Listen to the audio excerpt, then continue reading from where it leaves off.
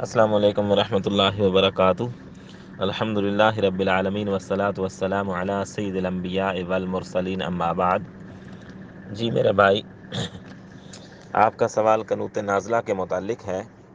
قنوت نازلہ اور قنوت وتر میں یہ فرق ہے کہ قنوت وتر رکوع سے پہلے پڑھی جاتی ہے اور قنوت نازلہ رکوع کے بعد، اور قنوت وتر کے لیے آپ نے ہاتھ نہیں اٹھانے اور قنوت نازلہ کے لیے آپ نے ہاتھ اٹھانے ہیں۔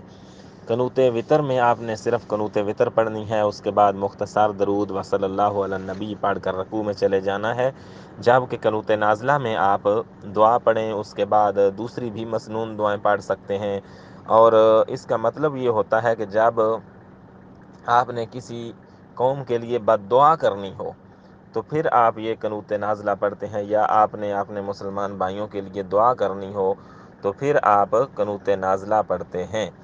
مثلا اب کشمیر میں جو زیادتی ہو رہی ہے مسلمانوں کے اوپر، ان کے لیے اگر آپ دعا کرنا چاہیں تو یہ آپ کر سکتے ہیں، اور اسی طرح اگر آپ ان بدبختوں ہندوؤں کے لیے بد دعا کرنا چاہیں تو وہ بھی آپ قنوت نازلہ میں کر سکتے ہیں۔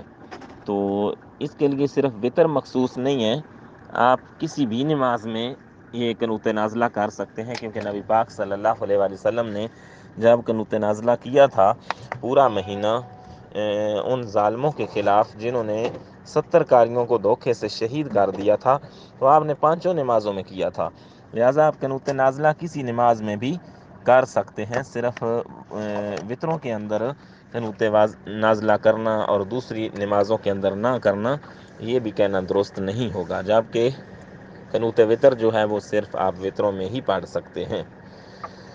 سوال ہے کہ قنوت نازلہ جماعت کے ساتھ پڑھائی جاتی ہے، لیکن اگر جس علاقے میں ہے وہ وہاں پر جماعت کے ساتھ اہتمام نہیں تو کیا اکیلے پڑھی جا سکتی ہے، اور عورتوں کا بھی انتظام نہ ہو تو عورت بھی پڑھ سکتی ہے؟ جی بالکل، اکیلے بھی آپ پڑھ سکتے ہیں، اور اجتماعی صورت میں بھی پڑھ سکتے ہیں۔ اگر جماعت کے ساتھ آپ نماز پڑھ رہے ہیں تو اگر جماعت کے ساتھ آپ نماز پڑھ رہے ہیں تو پھر آپ جماعت کے ساتھ کریں، اگر آپ الگ نماز پڑھ رہے ہیں تو الگ کر سکتے ہیں۔ واللہ اعلم بالصواب۔ السلام علیکم ورحمۃ اللہ۔